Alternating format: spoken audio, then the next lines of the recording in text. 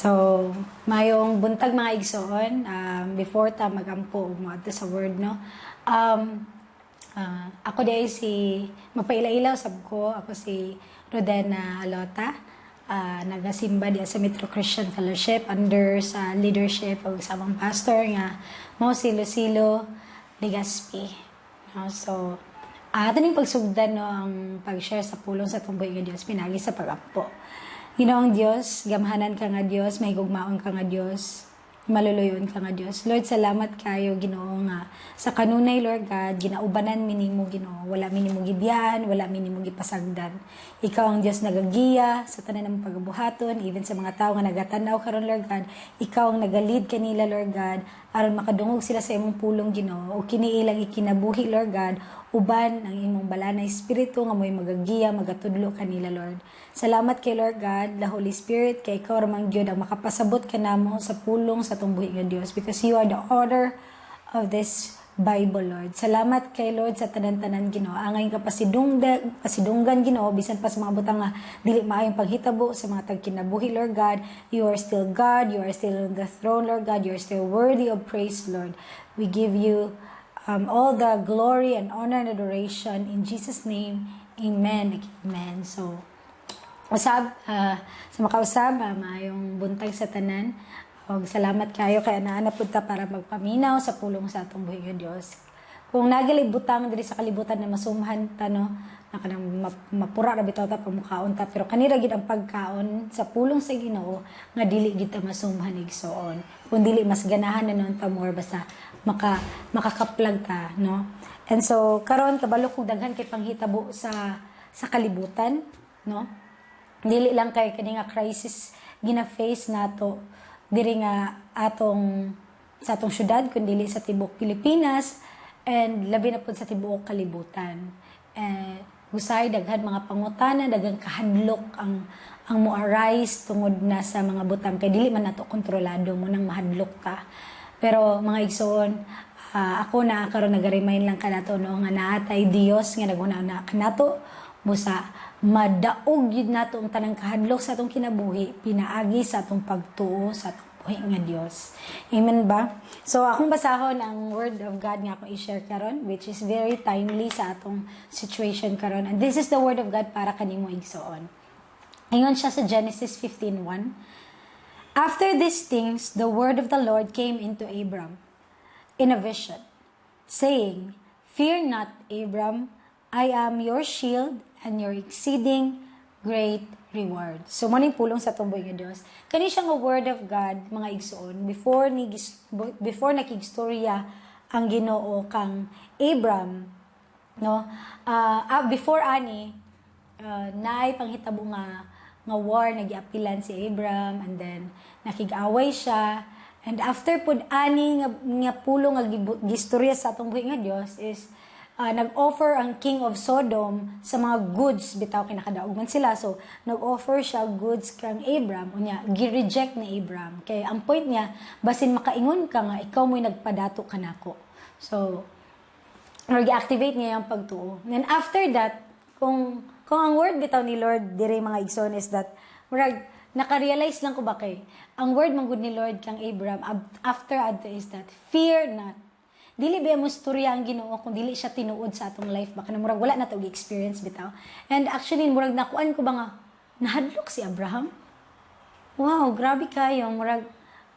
I mean, he's known because of his faith. He was the father of faith.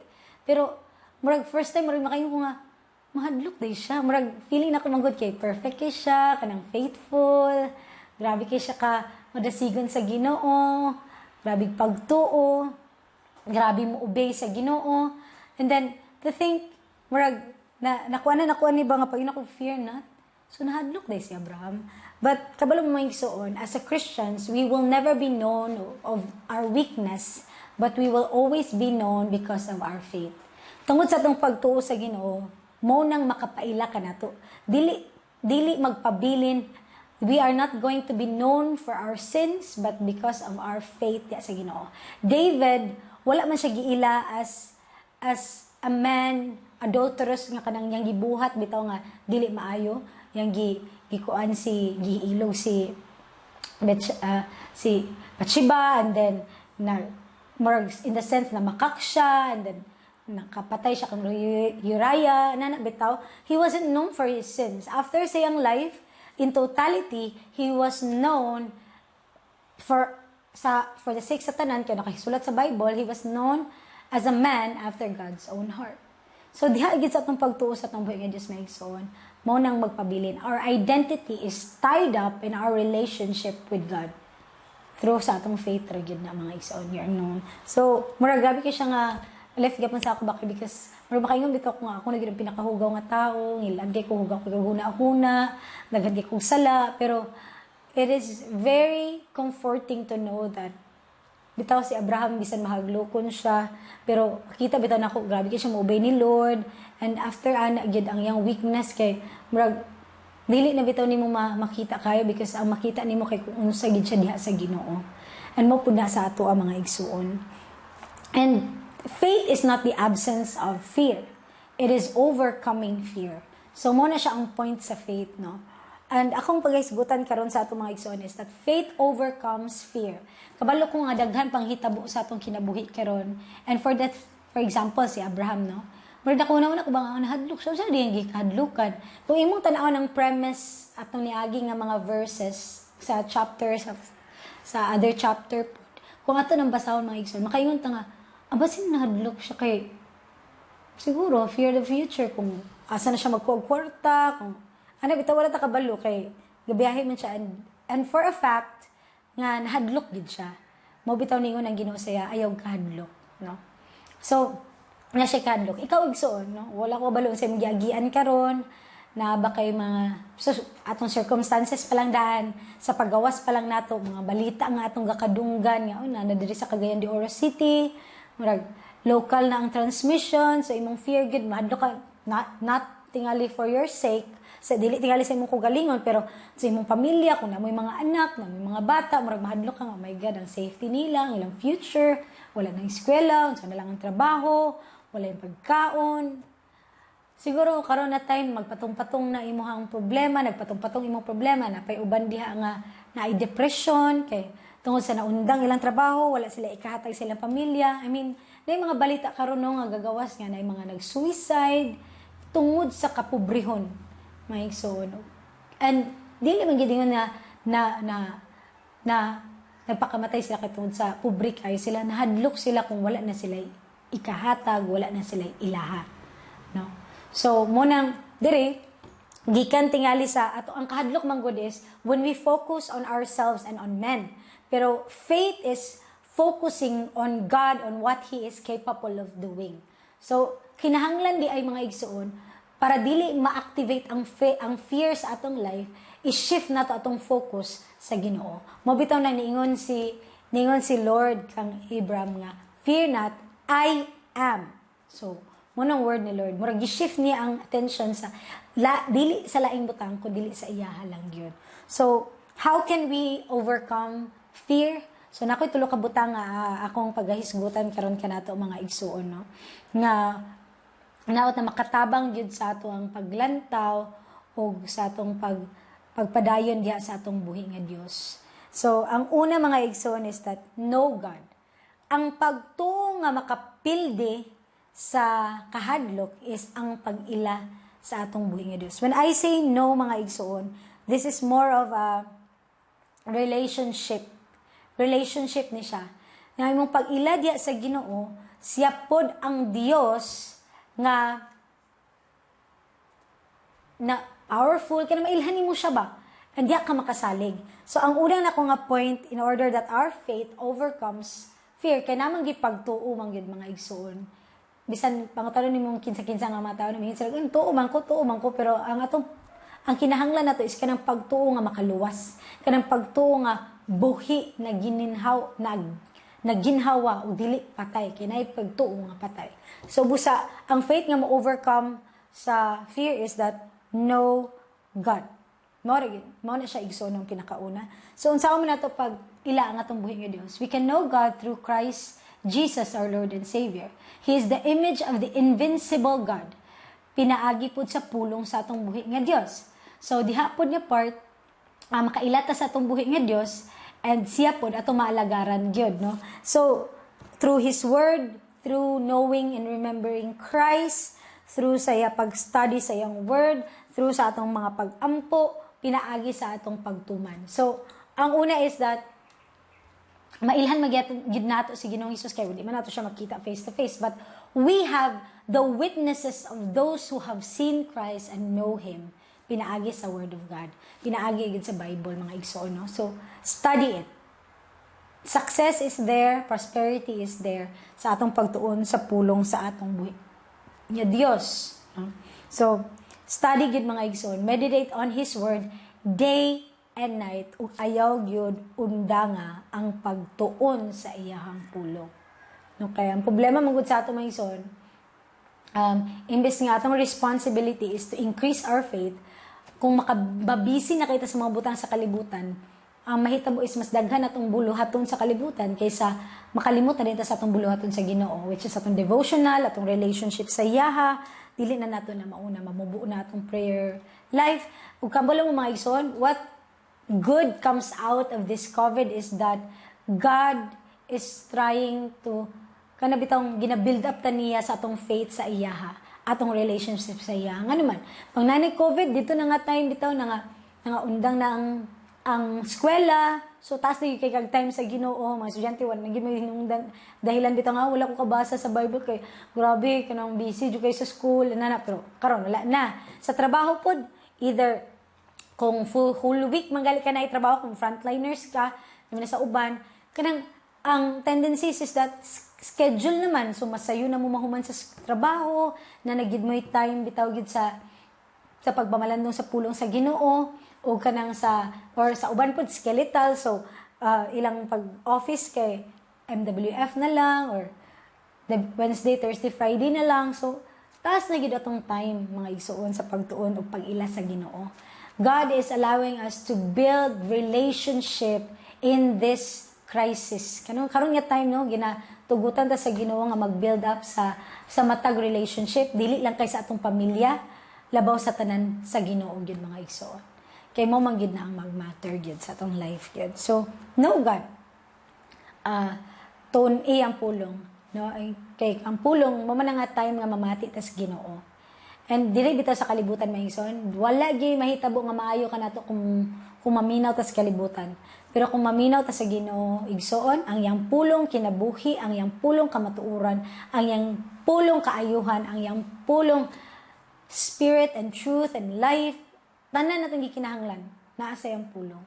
Busa dili gid siya kanabitong walay atong benefit kundi tanan natong gikinahanglan naa sa pulong sa atong buhi nga Dios. Because the word of God is God. John 1:1, no? So tuon yun. And then kaduha sa pagpapamati sa pulong sa Ginoo, pagbasa nimo sa pulong sa Ginoo regarding sa knowing God, pray to God. Ampo sa atong buhi nga Dios igsoon. Ayaw nda nga because ang relationship na puro ra pud ka paminaw, kinahanglan pud ka masturya kay para mas makita man pud nimo ang imong standing sa imong faith, makita nimo nga Lord, gabi jud kay ni ana bitaw. Pag mag-ampo ka diha man mga time gid nga magluhod ka sa Ginoo, magpaubos ka sa Ginoo, magpakita ka sa Ginoo nga siya ra gid ang imong gikinahanglan gyud. So, muna siya atong point, no, mag-ampo ka sa Ginoo, it's a build-up. Kay communication man, mamati ka, storya ka sa Ginoo. Hindi man po di mo ma-affirm nga, nani na dayo akong pagtuo sa imo, Lord, na nakoy mga word ni mo, Lord, na nakoy mga, kaya na, speak man nimo, sagara sa atong pag-ampo, mag-quote man tag verse. And the Holy Spirit is reminding us of the word that He has taught us. So, murag na mo sulod, ma-affirm ka ba sa halawaw nakuha na nako, murag makita ka sa standing sa imong faith. When we pray, it's about building up our faith, no? Kaya si Lord kabalo naman siya sa atong standing, pero di nga way mas ma-reveal ni Lord sa ato ang standing when we pray. Ang ikatulo, obey God. So pag we know God, pag nantay relasyon diya sa atong buhi nga Dios, if we love Him, then we will obey Him. So kay makailan naman ta sa Ginoo kung unsa siya, kung unsa atong langit nun amahan, kabalo pud ta unsa atong awaton, unsa atong pattern sa atong life, kinsay angay nato nga i-project sa atong life nga magawas, because we were created in the image and likeness of God. Without the knowledge of God, lisod kayo ipagawas kung kinsa ang Dios, kung unsa siya sa ubang tao, kung kita mismo wala kaila kaniya. And through that, ang obedience mo flow yun sa atong life. Because ang testimony nga na kay relasyon sa Ginoo, gatuman ka sa kabubuton sa Dios. No? So, muna siyang pinakauna. Ang ikaduha nga akong gusto isgutan nga, faith overcomes fear is that rely on God.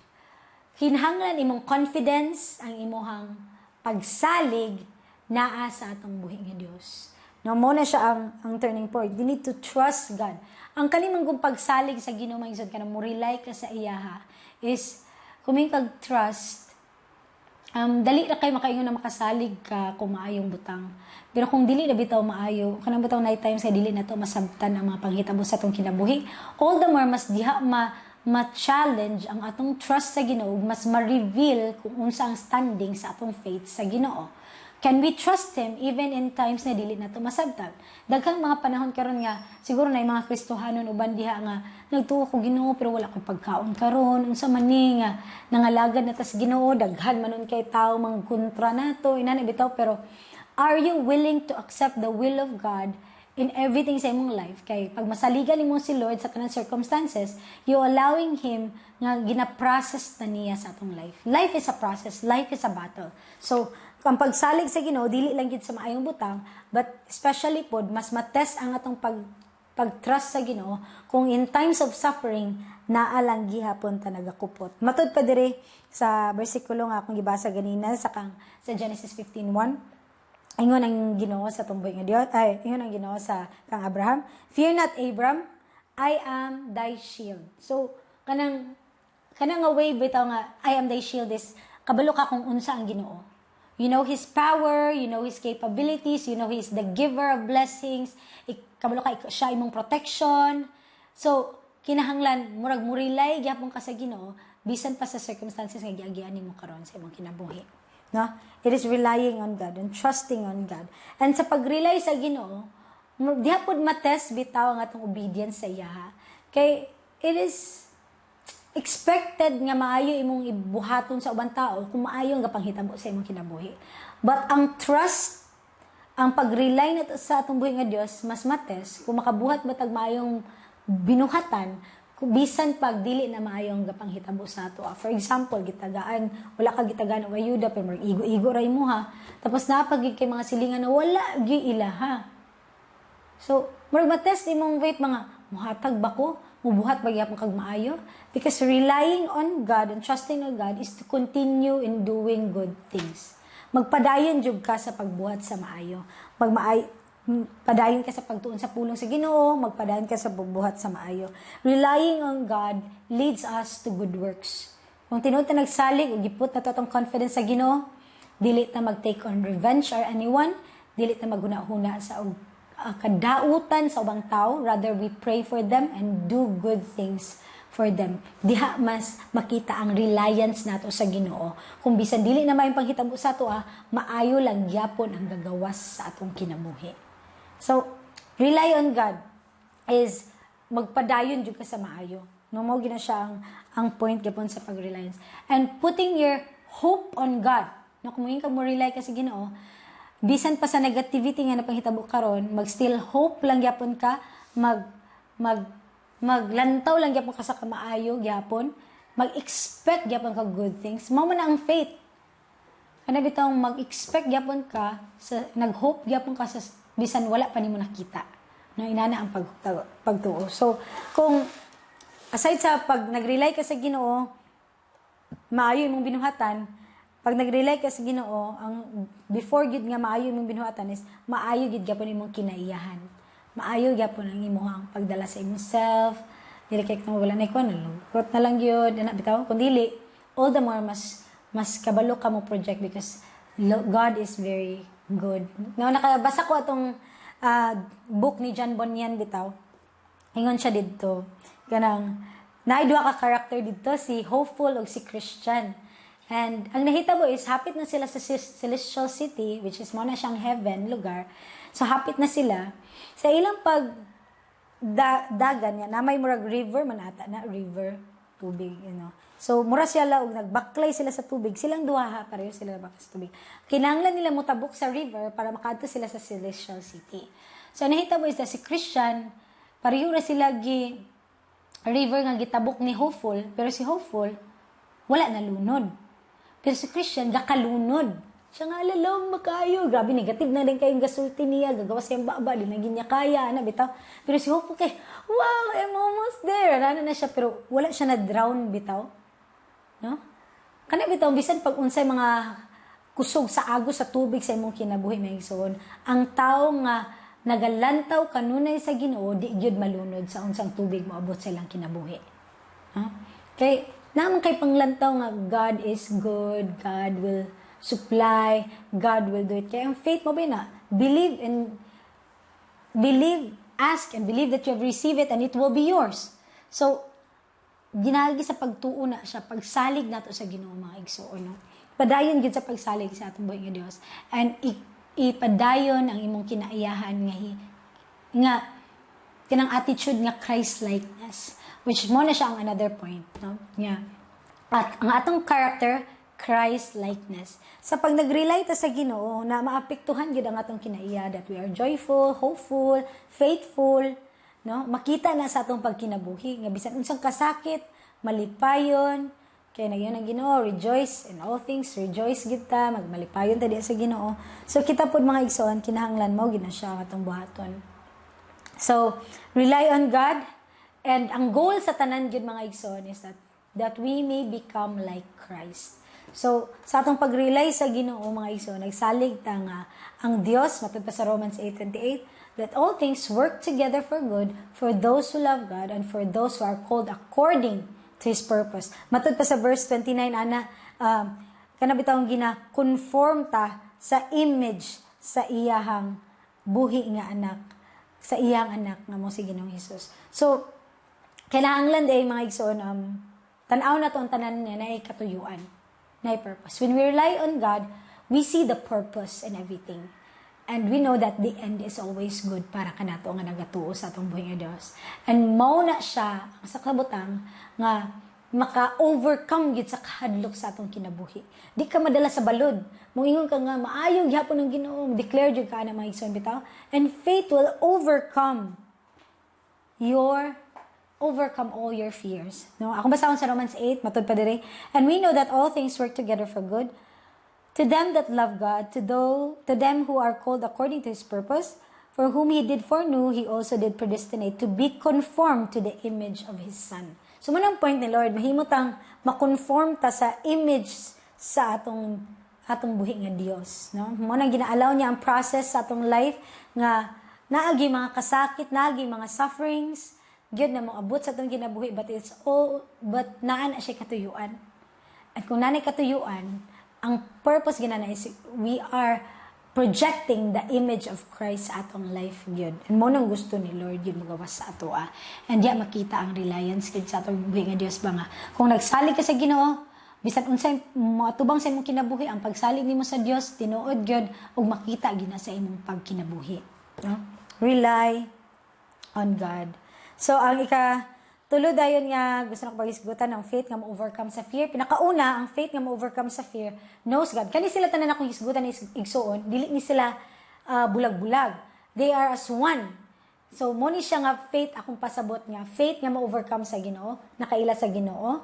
Murag kumbaga kung sa kamot pa na, murag kung sa tulo pa, murag know God. Ikaduha is rely on God. Ikatulo is the treasure God. Usara na siya. Kana nga klase sa pagtuo, mo'y makapadaog, makapildi sa kahadlok sa atong kinabuhi. No? Dili man gid na nato malikayan ang kahadlok, madlok man gid ta mga igsoon, no?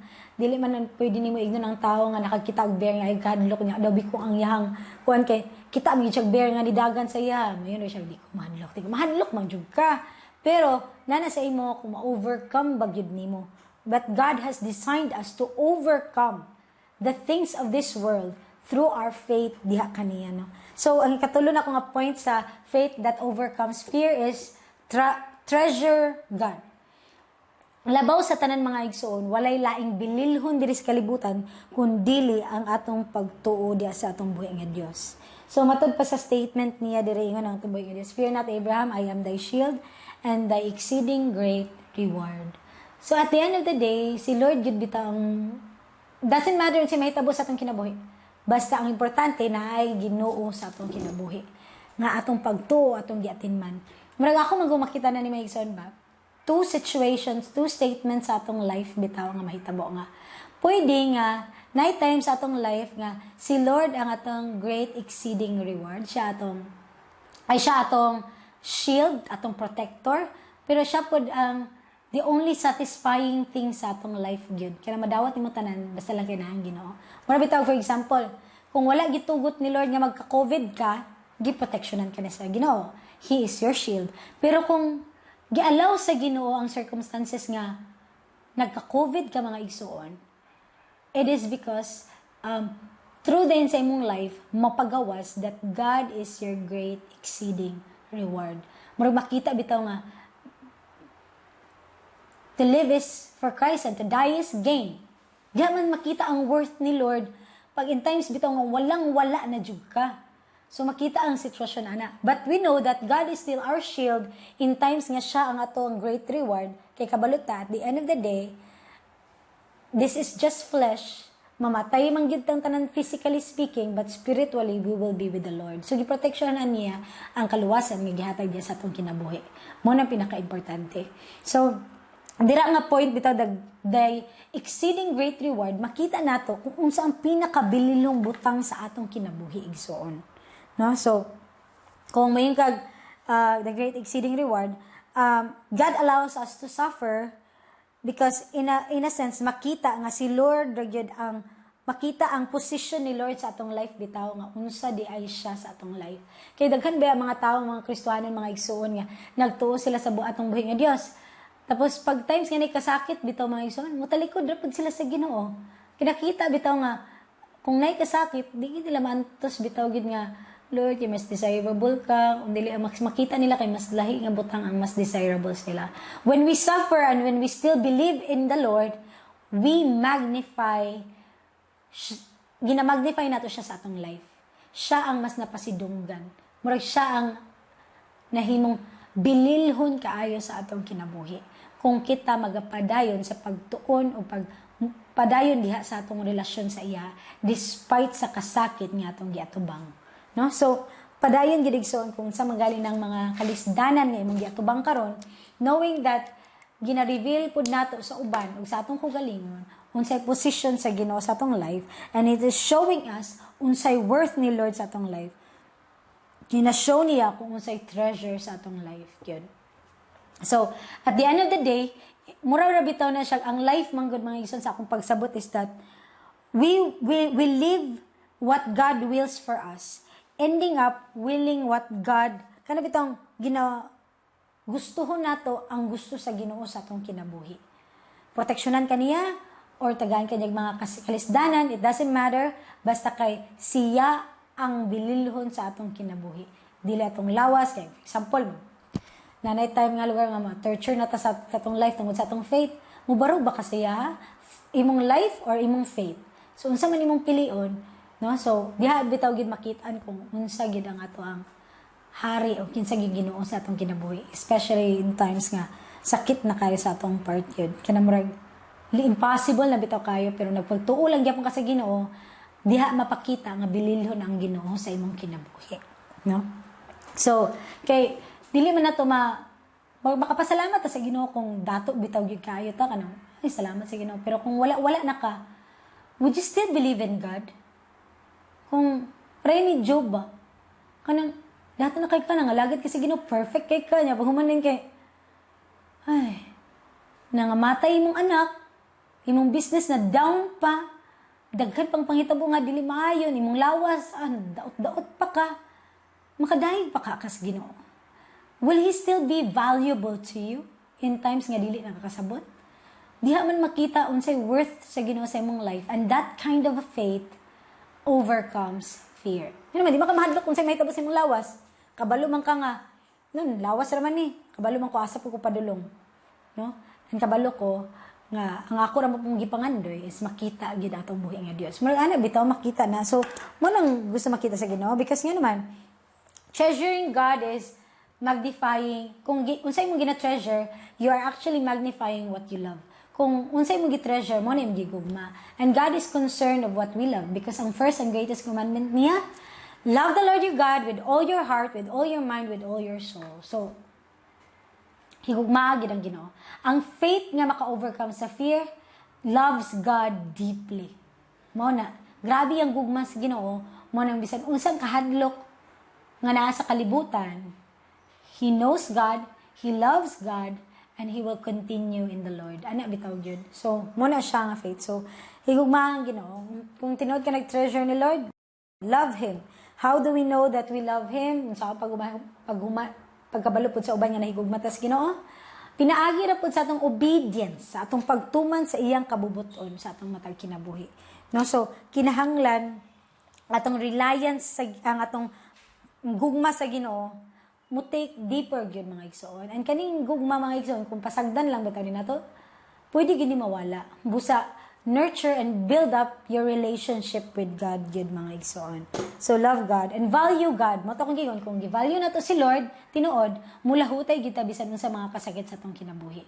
Kaya ang point man nato mabuhat ang iyang kabubuton sa atong kinabuhi. Mabitaw tong gingon ni Jesus nga, Lord, kung will nimo Lord, dili na ko you take this cup away from me, pero kung dili man kali, thy will be done, no? Mo nang love, bisan pag unsang kasakit nga imong matubangon, dawaton nimo knowing that na ay good purpose ni Ginoo na ang Ginoo sa imo ha. No, kay dili ang Ginoo dili man siya sama sa Ginoo nga kung kasakit na karon ang end ana kasakit gyapon, walay point. Pero si Lord, kung nay kasakit, naagid ay point tanan, naagid ay learnings tanan, naagid na hinungdan tanan. So, I hope natay nakuha mga igsoon, no? Nga atong pamalandungan ba nga at the end of the day, faith is about willing what God wills for us. Kung unsay gusto sa Ginoo, mao gid atong gustohon. Mao na ang point sa life nato. And I hope nga magpadayon kita diha sa atong buhi nga Dios, maglig-on ta, and sa kanunay gyud build up your faith. Ang only way lang bitaw mga igsoon nga dili makadaog ang kahadlok over sa atong life, atong i-increase atong faith. Naman tay mabuhat na mga igsoon. Faith comes from hearing the word of God. So kinahanglan gid ta mamati sa pulong sa atong buhi nga Dios. Og salamat sa inyo pagpamati kay nagapasabot kini nga willing gid ta motuon sa atong buhi nga Dios. Og ako lang ning isulti balik kanato mga igsoon. Kung naamagali kay kahadlok ang gi-face karon, ay mga problema nga imong gi-face karon, ingon natong buhi nga Dios, fear not. I am your shield and your exceeding great reward. God is faithful and He will do it. Tabangan di ka sa atong buhi nga Dios. Magampot ta. Lord, salamat kay sa imong kaayo, sa imong gugma. I know, Father, na kay katuyuan sa tanang mga kahadlok nga gibati sa imong katawhan, Lord God, but that is not your point sa ilang life, Lord God. Kabalo ko, Lord God, imong ipabarog ilang pagtuo aron makapadayon sila, glahutay sila sa pagserbisyo diha kanimo Ginoo in times of kani nga crisis, Lord God. Ikaw ang Dios nga magasustain, magatabang, Lord God, ug ikaw ang Dios nga magatubag sa ilang gikinahanglan. On the way na ang help, Lord God, and I know, Lord, imong purpose gid ang mo prevail, Lord God. Basta at the end of the day, let our faith arise and let our faith increase. Og salamat kay Lord God sa tanan-tanan ng pagabuhaton og sa imong pag-comfort karon sa imong pulong nga naa ka kanunay nagauban ka namo og ikaw mong proteksyon og ikaw mong reward og dili kami mahadlok Ginoo. Rather, Lord God, we will have faith. In Jesus' name we pray. Amen and amen. Ngayong buntag.